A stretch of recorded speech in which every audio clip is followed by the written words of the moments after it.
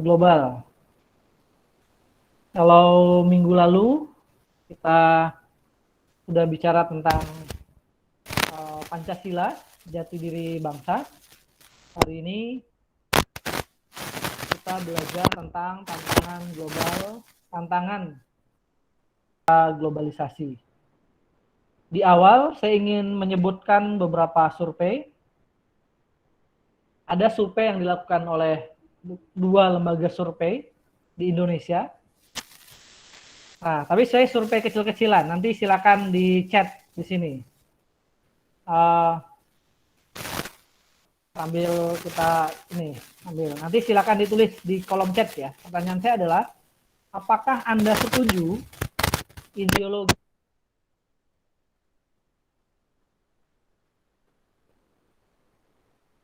Oke, silakan ditulis di kolom chat.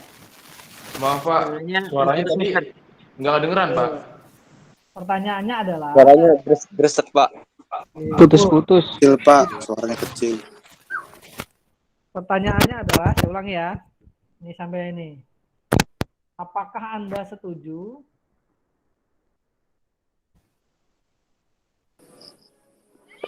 Pancasila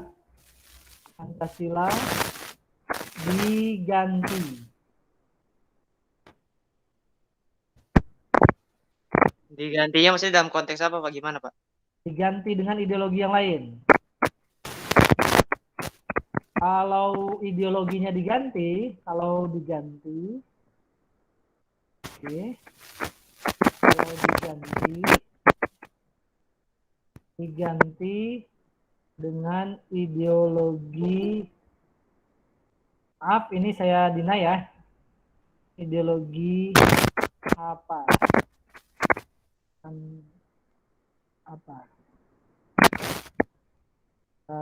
Ini agak error sedikit laptopnya. Nah, itu ada di chat. Pertanyaannya, apakah kita berbicara, nanti kita hubungkan dengan hasil survei. Apa Pak? Jawab aja sejujurnya. Apakah Anda setuju ideologi Pancasila diganti?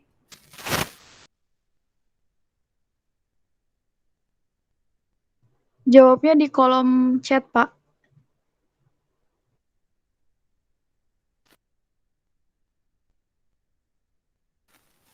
Sorry. Laptop ini agak error.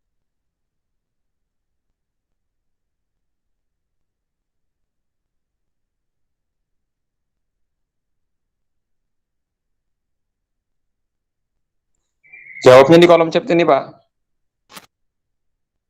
Kok keluar? Oke, saya udah masuk lagi. Oke, silakan dijawab di chat ya. Pertanyaannya tadi udah jelas ya. Pertanyaannya adalah, apakah Anda setuju ideologi Pancasila ini diganti?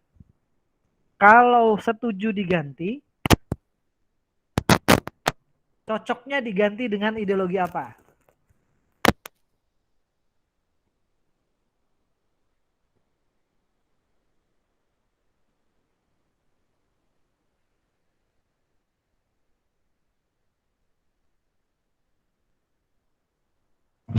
Pak, ini dijawab apa gimana Pak?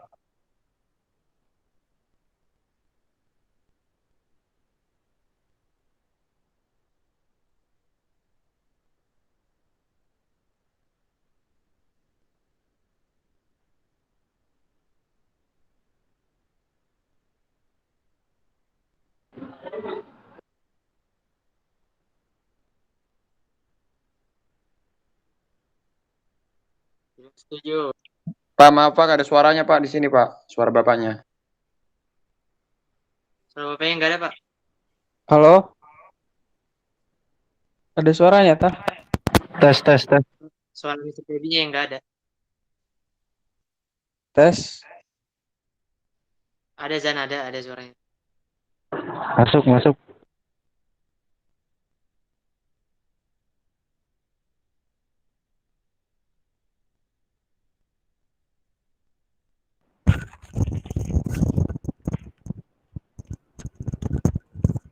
Saya kedengaran? Halo. Nah, Bapak, ada Pak, Apa nggak ada Pak. Hilang-hilangan, Pak. Ya Pak. Udah kedengaran ya? Terdengar, Pak. Oke, terdengar cukup baik ya? Oke, ini ada yang ngasih Ya, Ustaz. alasan. Saya tidak setuju jika ideologi Pancasila diganti dengan ideologi lain. Karena Pancasila adalah dasar negara. Terus ada yang kasih alasan lagi di atas tadi, siapa? Dipo. Saya tidak setuju sampai Pancasila tidak bisa diganti dengan ideologi manapun. Oke. Oke, berarti dari ini mayoritas. Nah, ini ada Teguh. Saya tidak setuju jika diganti dengan ideologi lain karena Pancasila ada dasar negara yang telah diusulkan oleh Soekarno.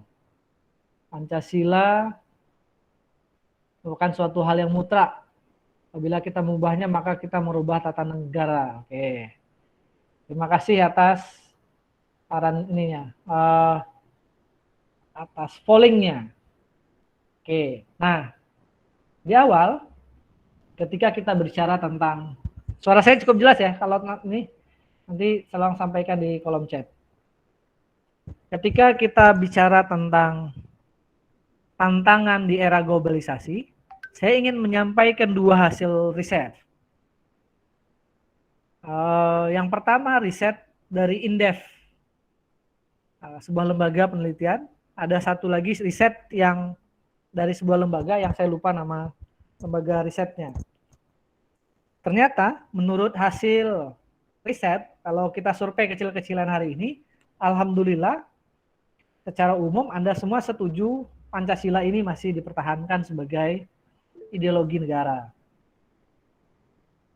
Tapi ternyata dari hasil survei Indef, kalau saya tidak salah nama lembaganya, menyebutkan ada 9% pemuda di levelan mahasiswa yang setuju ideologi Pancasila diganti. Itu survei pertama. Survei kedua, ada sebuah lembaga lagi. Saya mendengar ini dari sebuah percakapan yang disampaikan oleh Ahmad Doli Kurniawan, anggota DPR RI, yang menyampaikan bahwa ada survei riset penelitian yang mengatakan bahwa ada lebih dari 19% pemuda yang dia survei, mungkin dengan kapasitas yang lebih besar dari penelitian sebelumnya, yang setuju ideologi Indonesia diganti dari Pancasila ke ideologi yang lain. Nah, berarti Anda termasuk yang 81%-nya lagi. Kan kalau 19% sisanya 81%, ya kan? Yang tidak setuju. Nah, ini adalah tantangan di negara kita. Ada banyak pengaruh yang masuk dari dunia luar, ya kan? Tantangan globalisasi yang masuk dari dunia luar yang membuat ada sebagian anak bangsa yang berpikir bahwa Pancasila ini tidak relevan, katanya. Tapi alhamdulillah mahasiswa hadir hari ini ada 42 orang masih menganggap Pancasila relevan. Dan saya juga setuju bahwa Pancasila ini masih hal yang relevan mempersatukan anak bangsa. Saya setuju diganti, Pak. Setuju diganti, kenapa Holidin? Nah, kita diskusi nih. Holidin? Kalaupun semua warga Indonesia itu punya jiwa Pancasila, nggak mungkin lah ada yang korupsi, Pak. Oke. Berarti masalahnya di Pancasilanya atau di orangnya? Iya, bukan di Pancasila aja, Pak. Salah, Din. Berarti bukan di Pancasilanya dong yang bermasalah kan? Jadi gini, Pak. Nah, Katanya ya, ada yang bilang itu kan nggak boleh anti Pancasila. Tapi padahal kan di kehidupan sehari-hari kita emang sebenarnya nggak ada Pancasila. Pancasila cuma istilah doang. Oke. Kenapa Holidin menganggap tidak ada Pancasila dalam kehidupan sehari-hari? Pancasila cuma dianggap sebagai ini ideologi yang sebenarnya. Nah, ayo kasih ini. Boleh, yang lain juga boleh menanggapi. Kita ini diskusi hari ini. Ya, Pak. Ya, silakan Gali. Kalau dari saya sih, kalau dari Holidin Pak ya, Ya, kalau saya menanggapi dari Holidin sih, itu kalau berbicara tentang Pancasila itu nggak ada bedanya sama agama kita sendiri, Islam. Ya kan? Contohnya begini nih Pak. oke. Apa sih Islam kan contoh sederhananya nih, jarang pacaran ataupun jarang mencuri, itu kan banyak orang yang memang melakukan hal itu gitu tanpa kita sadari sekalipun begitu kan. Ya kembali lagi dari Bapak, yaitu memang dari kesalahan orangnya itu sendiri, bukan dari wadahnya gitu Pak. Itu Ya, sih kalau betul. Jadi yang bermasalah itu sebetulnya bukan di Pancasilanya, tetapi personal yang menjalankan Pancasila.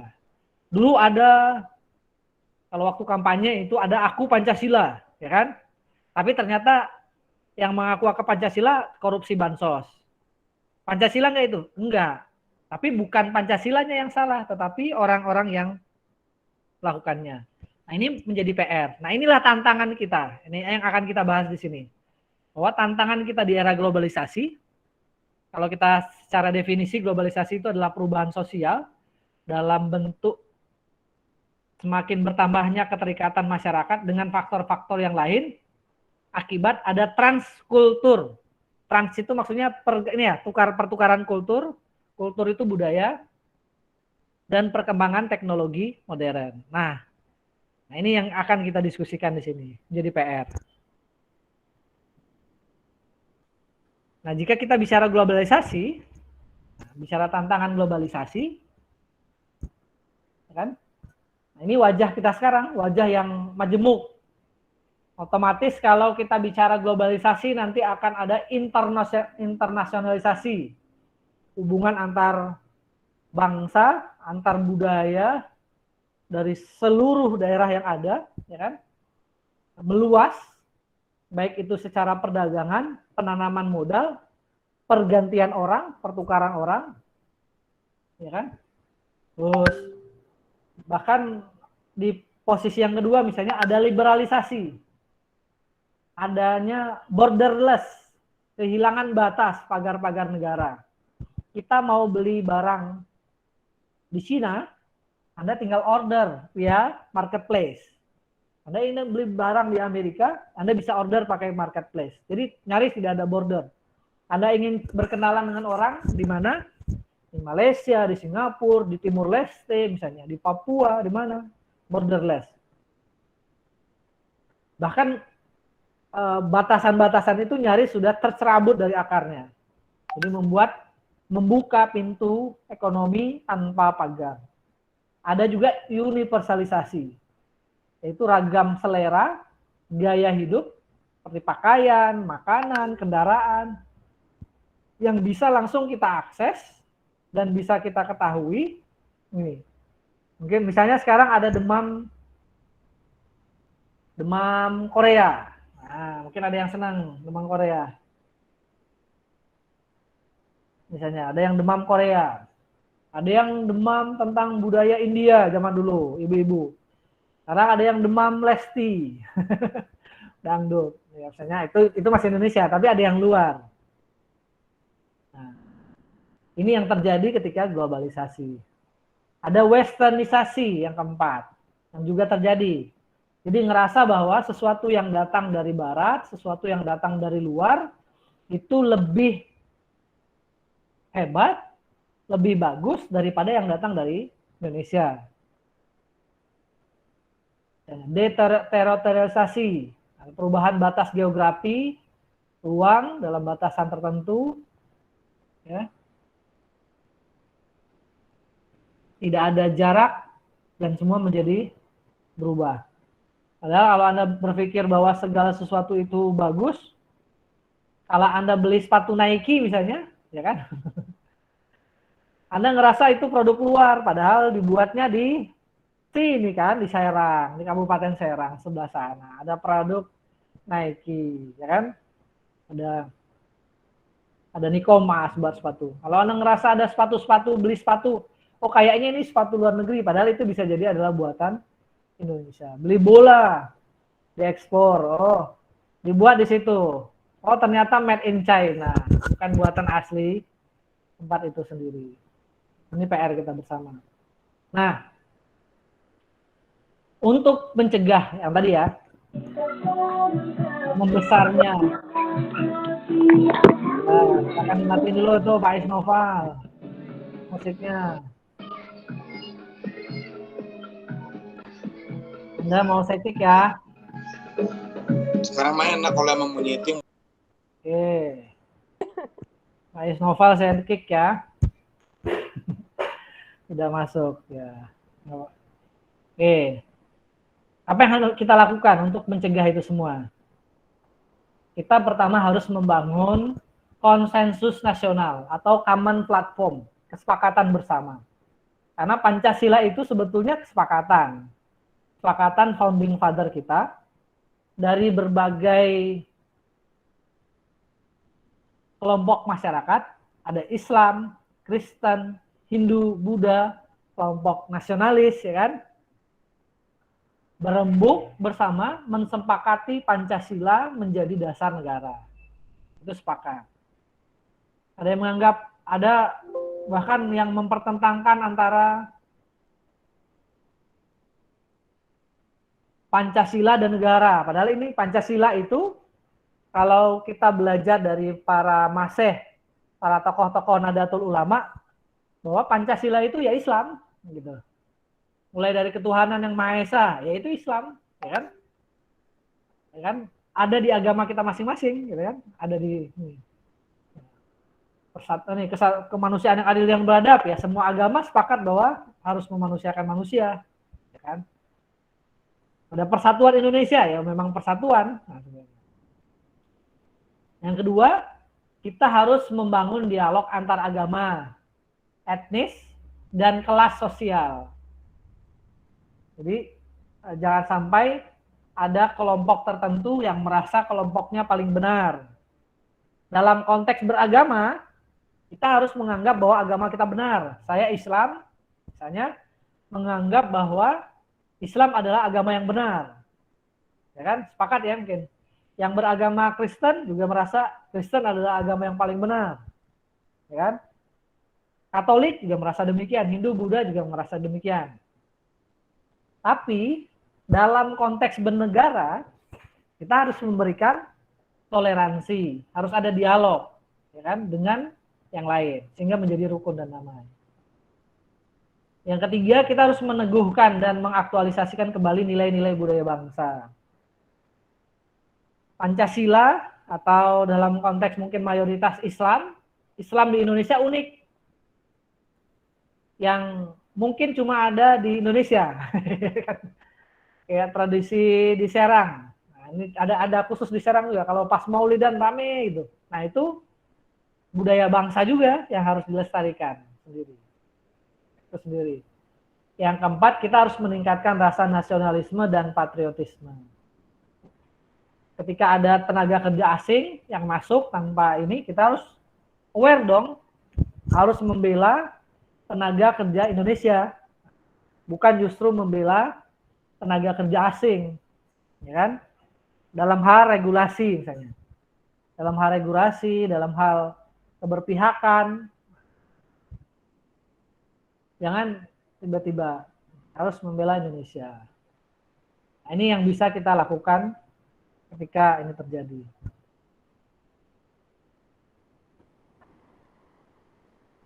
Nah, ini faktor-faktor yang mempengaruhi pembentukan identitas bangsa.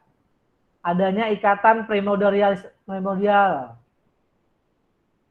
ikatan kekeluargaan, ya kesukuan gitu ya. Adanya faktor sakral, ada beberapa hal yang kita sakralkan, kesamaan agama yang diperlukan. Ini membentuk identitas bangsa. Ada tokoh, ya kan? Terus kita belajar faktor berikutnya adalah sejarah. Itu persepsi yang sama tentang asal-asal usul nenek moyang dan atau persepsi yang sama tentang pengalaman di masa lalu. Nah, ini juga penting untuk ini kan? Ya kan?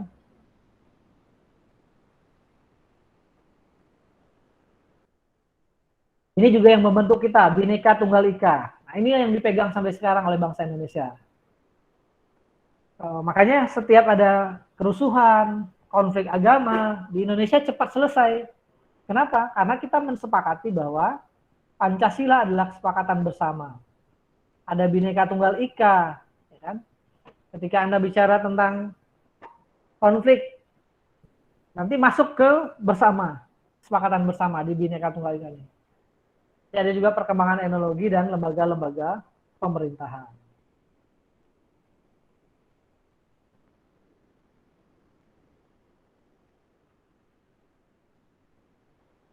Oke. Sorry, bentar.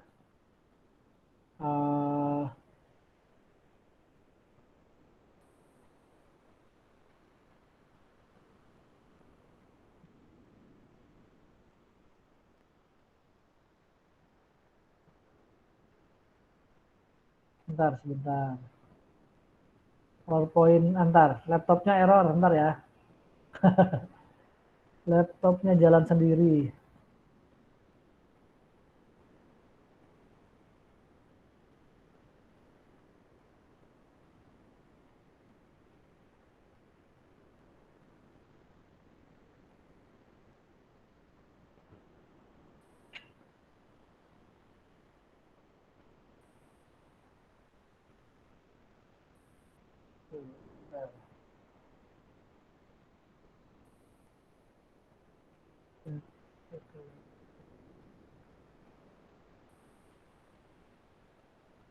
Oke.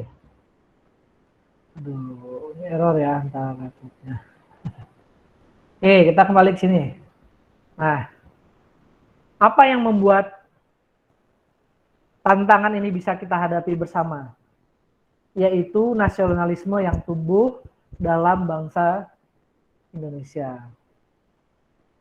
Kalau kita baca dalam bukunya Nurcholish Madjid, atau Cak Nur, kita sering baca, tahun 1987, beliau mengatakan bahwa beberapa prinsip umum terbentuknya nasionalisme, nah ini harapnya kita bisa bentuk. Adanya kesatuan, adanya kebebasan, adanya kesamaan, adanya kepribadian, nah ini 5 dan 4 sama, adanya prestasi, sehingga nasionalisme ini bisa terbentuk. Ada 4 elemen nasionalisme terbentuk, misalnya. Kan? Kalau kita baca di sini. Nah, ini yang harus kita pupuk bersama. Yang pertama adalah semangat ketaatan kepada suatu bangsa. Atau kita sebut mungkin jenis patriotisme. 2, dalam aplikasinya, nah ini yang dikatakan Nurcholidin tadi, hendaknya kita menunjukkan kecondongan untuk mengutamakan kepentingan bangsa sendiri. Jika kepentingan bangsa ini berlawanan dengan kepentingan bangsa lain. Kita juga harus melihat yang amat penting, penonjolan ciri khusus suatu bangsa, karena doktrin yang memandang perlunya kebudayaan bangsa dipertahankan. Nah, itu. Bahkan sekarang kalau kita lihat ini adat istiadat kita, ya kan? Dulu ada Jaipong, nggak tahu Jaipong ya, tari Jaipong tahu ya? Jaipong itu pernah diklaim oleh Malaysia sebagai kebudayaan mereka. Itu dulu, tahun berapa. Ada juga yang mau mengaku beberapa makanan khas diakui oleh Malaysia, Brunei bahwa itu adalah makanan mereka. Kalau kita tidak reok Ponorogo dulu juga pernah.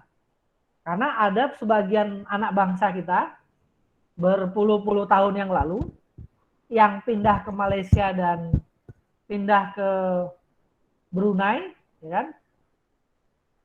Pindah ke Malaysia dan ke Brunei.